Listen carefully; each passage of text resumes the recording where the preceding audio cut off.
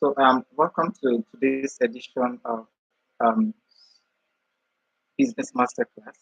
And we're going to be talking about starting a small business. And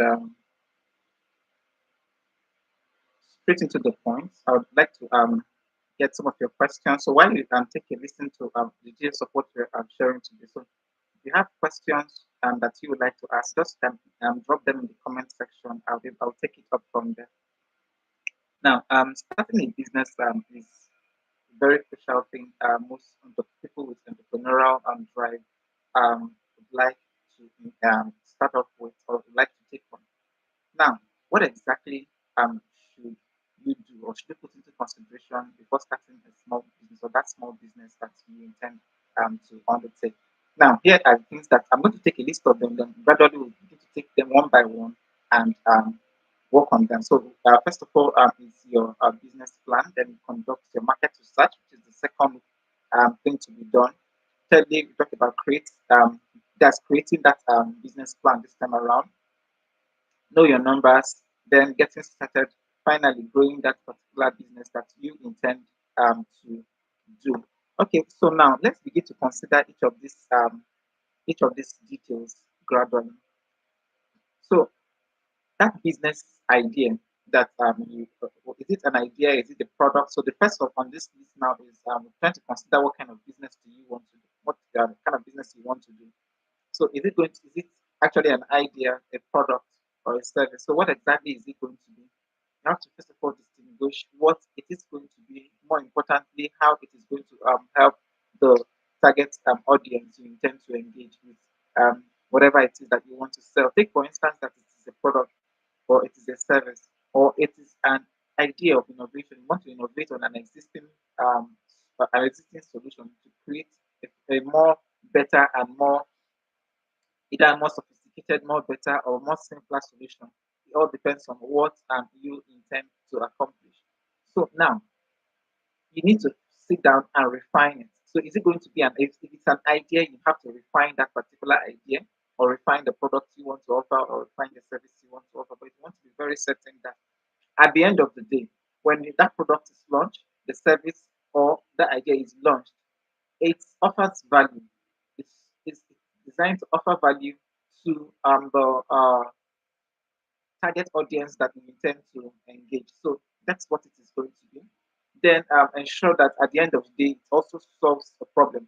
So if as a customer, I purchase that particular product from you, then I should be able to be satisfied from that. So it means that it solves a problem for me. It solves the need or a problem. So that's two basic things in that particular session. Ensure that the product or the ideas solves a problem, offers value, and solves a need for a problem. So that said, let's go on and talk about understanding even the market you intend to engage with. Because yes, now you have a product, an idea, or you have a business plan that or business idea that you intend to launch. So you need to understand: is this thing viable? Is it worth going into? Why should I even concentrate or take my time in doing that? So it's very much important. So what do you this brings us to the second point that I'm going to be talking about, which is conducting a market research. So now the essence of conducting the market research is to identify your focus market. Now, who are you targeting with this product or with service? Who is it going to be solving the problem for? Who is that's that solution that you have created? Who are they meant for? Right? The idea or the innovation that you're bringing, what is it meant to solve? Right? In terms of service as a product as a service or whatever it is. So, what is it meant to solve? What exactly is it going to do for the target audience? It is very much important. Now, looking at for needs is also another point here. So if I as a starter, I understand my focus market. So I've decided okay, this is my focus market now. Let me even buttress. Let me give more examples with identifying my focus market. Take for instance the service that I intend, it's a service that I want to, a product or a service that I intend to offer to the public. Now, who exactly are my audience? So I look at, okay, I said possibly the what the product I'm offering is to teenagers, or the product I'm offering is to nursing mothers, or the product or the service or the service I'm offering is to men. So now you are men of certain particular age, or men above 50, men below 50. So these are considerations that you do, so you understand the demography of the audience that you intend to engage. And by that, once it is sorted out, then you go ahead and implement. Then let's go ahead to the next one. It talks about looking out for needs. So you look out for needs. So you look out for needs, and at the end of the day, what need have did you identify that is to be solved, or what needs does that your product or your service solve? Because all these things needs to be detailed down. So you're going to be asking yourself these questions, right? What who exactly is this product meant for? What needs is it going to be solving for that particular person or whoever it is that purchases this product or this service? What need is it going to be solving for them?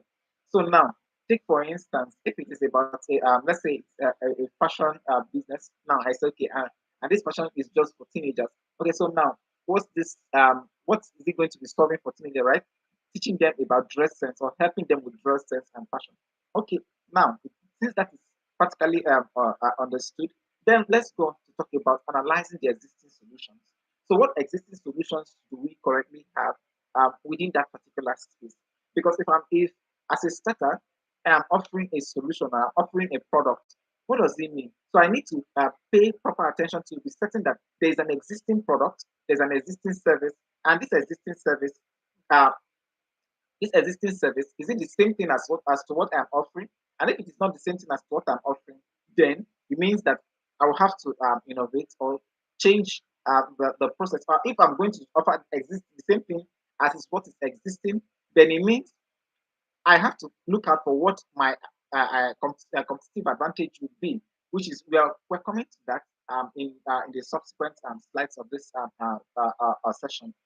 So now, if I understand, if I analyze the problem, the problem and the existing solution. That's by understand the need of the market and the existing solution that is already on ground. So now, am I coming to offer the same solution? That is the question. But if I'm not coming to offer the same solution, then it means maybe I'm coming to offer something that is different, or I'm innovating on an existing solution, creating that's giving them a different solution to what is currently existing, or something that is better to what's currently in the market. Then we'll go ahead to talk about, we identify potential weaknesses in the market. So if I'm going to be offering a service, offering a service or a product, so I need to understand, okay, what exactly, since I've understood one, I've focused market, the niche, understood the current solution that is in the market. So then where is the gap? So that is the gap that I'm looking for. So if I now need to understand where exactly is the gap. That gap that I'm feeling is my competitive advantage. That's where my competitive advantage comes in, right? So I now find my unique selling point. What exactly am I now going to bring out to the public? I say, okay, this is exactly why you should go for the service that I'm offering. But this is exactly what makes me different from what is existing in the market. So it just takes it's just like when you go for interviews, or you're making a pitch. You want to tell the audience why they should go with you, why they should go with the product that you offer. That's very much important. So I'll just summarize that in a nutshell. It says so you have to identify focus markets, look out for needs, then analyze existing solution, identify potential you have to identify potential weaknesses in the market, then find your unique selling point. So this, in a nutshell, forms the basic research that you're going to be doing in order to start that small business or that small idea that has been in your mind that you want to launch. You procrastinating on how you intend to launch them. So, but this is how you can begin. So, because it's not just okay to just I have this idea, you have funding, and just go ahead and you launch. This is one of the major reasons why a lot of people lost so much money in the bid to start something. Okay, you have some savings and you just want to start something and you just go ahead and invest, and at the end of the day, it becomes the investment um, that is closed down the drain. So in order to prevent um, loss of investment, this is exactly where it comes in. Okay, now we'll go ahead to talk about the next one, which is creating a business plan. So now, business goals are important. So in order to create a plan for your business, now what do we mean by creating a business plan? This practically means how are you going to operate? How are you going to operate this that's this the business idea that you now have? So this is an idea that you intend to turn into a business, right? You've done the research and it seems viable. So now the next step, which is creating a plan of, so how are you going to operate this idea that you already have or that is in place now? How are you going to operate it? So now you have goals. So applying goals, right?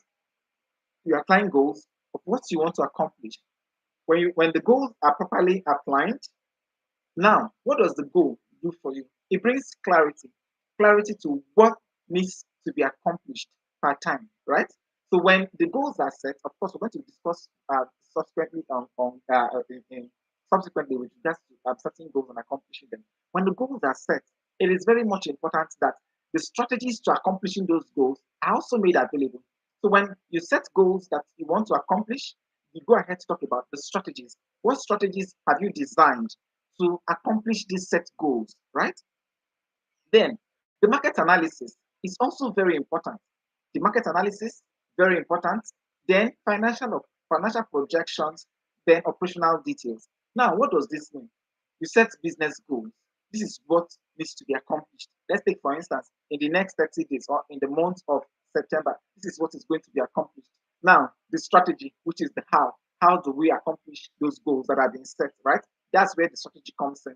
What do we do? Where do we go? What doors do we knock on? Who do we reach out to accomplish these set goals that have been implemented? Then we'll go ahead to talk about the making analysis about all this. That is when these goals that you have been set, these goals that are business goals that have been set, strategies that have been applied. Now, is it feasible? Right? Is it feasible? That's which is the market analysis. Is it feasible? Is it compatible to reality? So you do that market analysis and you come back and say, okay, this is feasible. Then the market analysis also helps you understand, okay, this is currently what is involved. What can we do about it? Is it attainable? And then once it is attainable, then we have our projections. So we can make a projection. Okay, this is achievable. This is what I'm going to be looking towards achieving. So at least if we're able to reach this benchmark, then we'll know, okay, that this particular thing has been successful to a great extent. Then at the end of the day, operational details. How are we going to run it on a day-to-day basis? So this thing that you want to set out to do, so how are you going to run it on a day-to-day basis is very much important. So once it's set out, you have a clear-cut business plan that is in place. So I'll take the third point in summary again. The key points under the top there's a third subheading here is having business goals. So you set the business goals, create the strategies, the market analysis, financial projections. Then go ahead to talk about the operational details. Now, know your numbers, which is the fourth one that we want to talk about. The numbers are very, very much important with regards to starting up this small business. So, in starting up this small business, what will it do? Of course, we have to understand what is the cost? What will it cost to implement these strategies, to implement that business plan or model that has been created above in section 3, right? So we need to know what is the startup cost? What do we require to kickstart, to roll out, to launch? What do we require? How much is involved? What should we be preparing for? That is that. Then we'll go ahead to talk about the operational expense, more like the day-to-day expenses, right? So now we have started this thing. What is it going to be daily? How much are we going to be spending on a daily basis? So by doing that, it helps us to understand, okay, now take for instance, someone who wants to start up a printing or a business center where photocopies of printing can be made. Then the question is, on a daily basis, how much is this thing going to be? How much are we going to be spending not necessarily how much are we going to be spending to operate this particular place, the overhead cost to keep the facility running and to keep customers so that when customers come in, they can see that the facility is operational. So now it helps us to understand the startup costs, the operational expenses, then pricing. How are you going to now price your product? Of course, or product or the service. So now based on your startup cost and the operational expense that you have, that's where you now bring in the pricing. So you understand, okay, that this thing that we are doing, okay, we can now price adequately. And by pricing adequately, it's very much important to understand what is the competition around this particular product in this space. What is the competition around it? So you don't overprice or you don't underprice. It's very much important because at the end of the day, this will help in determining if there's going to be a profit or there's going to be a loss on the business. So these are the basic things. Once this is implemented, it will help the starter understand how they can what to expect and how they can utilize funds, and at the end of the day, run a profitable and sustainable business within the short run. Okay, then go ahead to talk about the next one, which is about getting started. So now that all this has been done, all the basic analysis has been implemented successfully. So now, how do we begin? So, of course, this funding that we'll just finish discussing about the funding. Where is it going to come from? Is it going to come from your personal savings, or is it going to come from investors or loan? Now I'm talking about getting started, right? So we're not making the hard decisions here. So the funding that we have discussed or discovered above, who is it going to be coming from? So if it's from your personal, if it's from your personal savings, then that is okay. From investors, then you have to prepare. Then is it going to be a loan funding? Then you also have to uh, prepare for that as well. Then we'll go ahead to talk about structure. So of course, the structure is going to be so are you going to be doing it independently, that's just all by yourself, or that's so proprietorship or partnership? Of course, if you are bringing in investors, then it becomes a partnership. If you're going to be funding it all by yourself, of course, that's sole proprietorship. So you have to decide which of them. But based on the funding, you can now decide the kind of ownership or the business structure that you want to operate. Go ahead and register the business. Once the business is has been properly documented, the business plan is properly documented, and all things thought out well, then you go ahead and register the business. Open a bank account. So once the bank account is open also for the business, you can go ahead and run the business. Then this brings us to the final point that we want to be making here, which is growing the business. Now you've thought about that business or the idea. You've also gone ahead to conduct your market research. Then you created a plan. You did your you know your numbers very well, what to expect. Then we also talk about getting started. And now considering the last point here, which is growing that particular business, it is very much important that your a brand is built. So now in growing the business, then we have to talk about brand, right? Branding. Then at the end of the day, we'll talk about customer satisfaction, professional support, then continuous and process improvement. This is very strategic for anything that needs to be done, which is called a business. So if you're going to run a business, it means you have to start thinking about growth from day one. So you're already thinking about growth immediately. So from day one, you're thinking about uh, how you're going to build the brand. So building the brand is very much important. So from day one, you already have a brand perspective. So it means for every single person that you're going to be dealing with that particular product or service, it's imperative that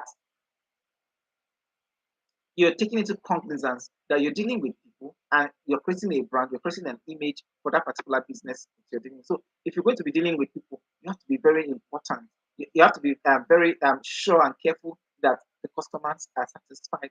So in customer satisfaction, which brings us to the second point in customer satisfaction, going the extra mile to satisfy customers, have conversations. Of course, customers who are dissatisfied, you can have a conversation around it. Why are they not satisfied? What is wrong with exactly the product or the service? How would they want it improved? And of course, that brings us to process improvement. So now, when you've gotten feedback from the customers, if it is something that you can handle, then fine. If it is not something that you can handle, then seek professional support, right? Seek professional support. Get professionals who can support you in growing or in perfecting the business or the operations of the business, then as long but it is still something that of course when I'm talking about professional support here, the funding will determine if it's going to be an employment or it's just going to be a consulting or a one of consulting service, and you go ahead and handle it as a consulting service. Then at the end of the day, we talk about the professional support and the continuous improvement. So now, if continuous process improvement, then if you get feedbacks from customers or from clients, use that same feedback that you have gotten to improve processes. This is very, very much important. But at this time, I think we're going to be bringing it, we're going to be leaving it here. I will continue subsequently to discuss more details around starting and sustaining small businesses. So now, remember that the key highlights of what we talked about today has been redefining that business idea, the strategy that you intend to implement, right? Conducting market research, very much important about that particular business or that idea or products that you intend to launch. Then you go ahead and create a